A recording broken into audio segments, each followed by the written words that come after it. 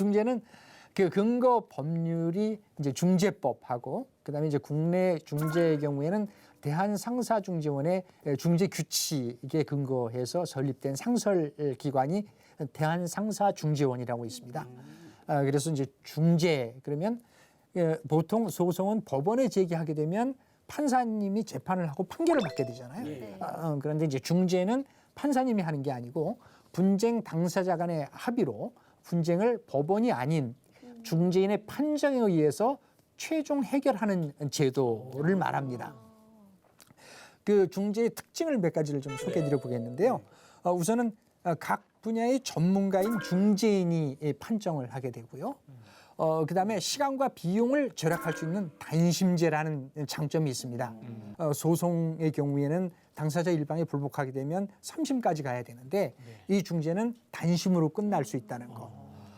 그다음에 단심으로 끝나지만 법원의 확정 판결하고 동일한 효력을 갖게 돼서 그래서 상대방이 판정문에 따라서 이행을 하지 않으면 강제 집행도 할 수 있게 되고요. 예. 또 하나 좋은 게 이게 이제 국제 거래에서 분쟁이 생겼을 때 그랬을 때 이 분쟁을 어떻게 해결하는 게 좋을까 고민이 많이 될 것 같아요.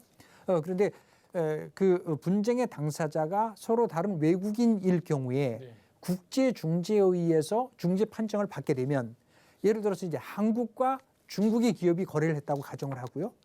그 거래하는 과정에 분쟁이 발생을 했어요.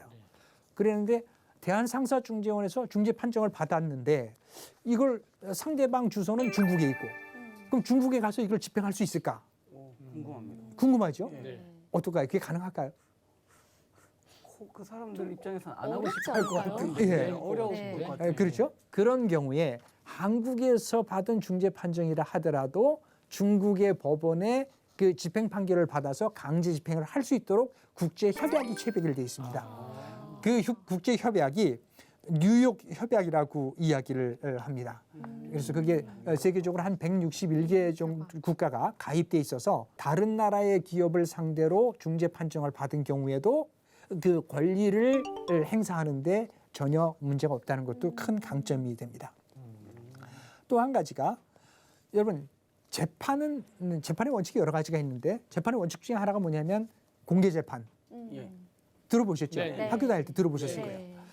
근데 분쟁 당사자가 사례에 따라서는 이걸 남들이 좀 몰랐으면 좋겠어. 그럴 때도 있죠. 그게 공개되면 오히려 내 명예에 누가 되고 전혀 도움이 될 것 같지 않아. 그럴 때 결과를 있죠. 떠나서 예, 결과를 떠나서 네. 이걸 좀 비밀로 하고 싶은데 재판은 그게 안 되잖아요. 네. 근데 중재는 이게 가능하다는 겁니다. 중재는 보장되는 그렇죠. 건가요? 당사자들의 비밀을 보장해주는 비공개 심리로 진행된다는 거. 이것도 아주 큰 장점 중에 하나고요. 또 하나 이제 혹시 법정에 가보신 적 있으세요? 한 번도 저는 없습니다. 없죠. 네. 한번 그 기회 삼아서라도 일부러라도 한번 가보시면 사고 이렇게- 쳐야 되나요? 아니요. 아니시죠? 네. 방청 안 가봤다고요. 방청으로. 안 가봤다고요. 방청객으로 네. 가실 수도 있는데요. 이제 법원에 가보게 되면 재판부당 사건이 여러 개가 진행이 돼요. 한 번 가면 뭐 이렇게 수십 건씩 뭐 10분 단위로 또는 이제 증인 신문 있을 때는 물론 길게 시간이 배정돼서 재판이 진행되기도 하지만 여러 사건이 진행되어지면 이제 변호사님 도움을 받아가지고 준비 서면이라는 걸 작성해서 쭉 제출을 하긴 하지만 당사자 입장에서는 물론 변호사님이 나를 위해서 성실하게 재판을 준비해 주시고 임해 주신다는 걸 알지만 상대방과의 그 분쟁이 발생한 과정에서 마음의 응어리가 있잖아요. 이걸 좀 재판부에 이야기하고 싶은데 그런 거를 이렇게 설명할 수 있는 시간이 허용되지가 않아요. 충분하게. 왜 그러냐면 재판은 이제 쟁점이라고 그래서 당사자 사이에 그 사실관계라든지 문제가 된 쟁점 위주로 심리를 진행하기 때문에 감정적인 것은 사실 재판의 대상은 아닌 거잖아요. 근데 나는 이 응어리를 누구한테 좀 얘기를 하고 싶어.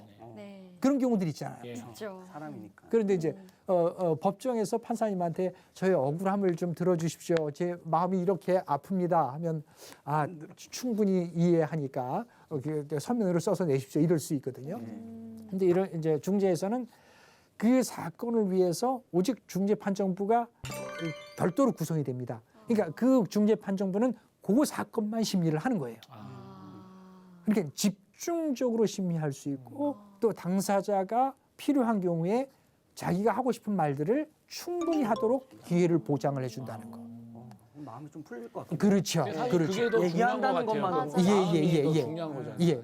누군가 이 분쟁으로 인해서 내가 얼마나 어려움을 겪고 있는지 예. 그걸 들어주는 것만으로도 당사자 입장에서는 위로가 되고. 예, 위안이 크게 되는 거죠. 엄청나죠.